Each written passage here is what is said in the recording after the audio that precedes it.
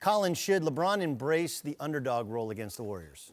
I think it's always better to chase than be chased. It's more fun. Like if you ran a 40-yard dash and you started 5 yards behind, you probably run a faster time. Underdog is great when it's close. If I'm a college basketball coach and I'm a 37-point underdog to Duke, that's no good. If I'm a 4-point underdog to Duke, when you look at the stats our staff prepared and you look at these two teams on paper, I know the East is worse. This should be a decent series. I like my chances with these numbers, and hey, you guys could get swept. I think underdog is great when it's a reasonably close physical matchup.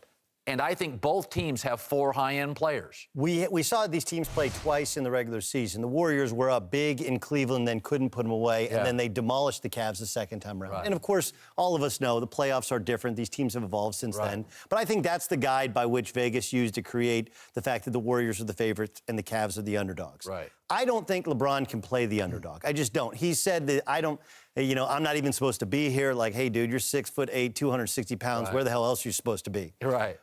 If you're the greatest player on earth, you can't say I'm the underdog. However, I do think it's important for his teammates. Any sort of motivational factor, any ability to get them to play a little bit tougher, a little bit more like grinders, a little bit more physically, to take the challenge of nobody thinks we're going to beat this team, even though everybody in that locker room and a lot of people nationally do think the Cavs are going to beat that team.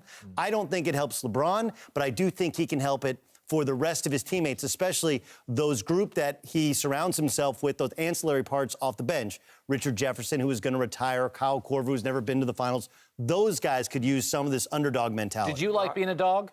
Yeah, absolutely. I did. I mean, it gave me an edge, like a chip on my shoulder. I agree with you. I think LeBron already has the motivation. He's chasing MJ. He's chasing greatness. But I think for some of those other guys, this is great bulletin board material. You know, we're the underdog, but we're the champs. Some of those guys like Darren Williams, first time in the finals. You know, like you said, Kyle Korver, same thing. They're probably motivated just by the championship alone, as it said, but this is extra added motivation, more fuel on the fire, so to speak. I also don't think, you guys have been in the locker room. This stuff doesn't actually help a team win or team lose. Like, nobody in real basketball cares. Cleveland hasn't been disrespected. They're an underdog. There's a difference between nobody...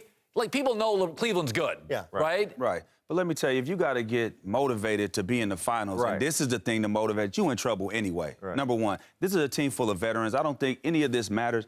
It's peripheral opponents. It's outside interference.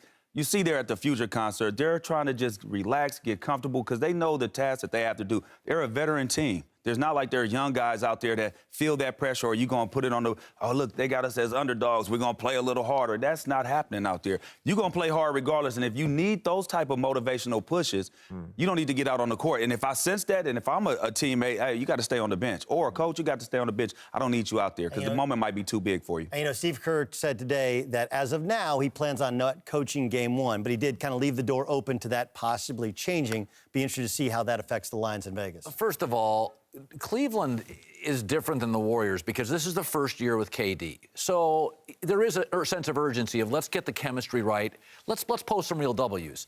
Now, this Cleveland team's off a championship. We saw a video during the playoffs. There were times Cleveland was bordering on disrespectful to opponents, flipping the ball. LeBron turns his back on players. Throwing the ball at the backboard. I really do think there's an advantage in Cleveland in this way, getting the beer during the playoffs, is that from the very beginning this year, all Cleveland's really cared about. Like, the East is weaker. They've been to the championship. They added players. They knew they were going to get here. Golden State was pretty sure they were, but for most of the year, we talked about San Antonio, and I still am not sure Clay, KD, Steph is perfect. I feel like I did with Miami's first. Their raw talent wins. I'm still not sure what I'm getting from Clay in the finals. I think Cleveland knows exactly what they are. This morning, they wake up. This is, our batting order.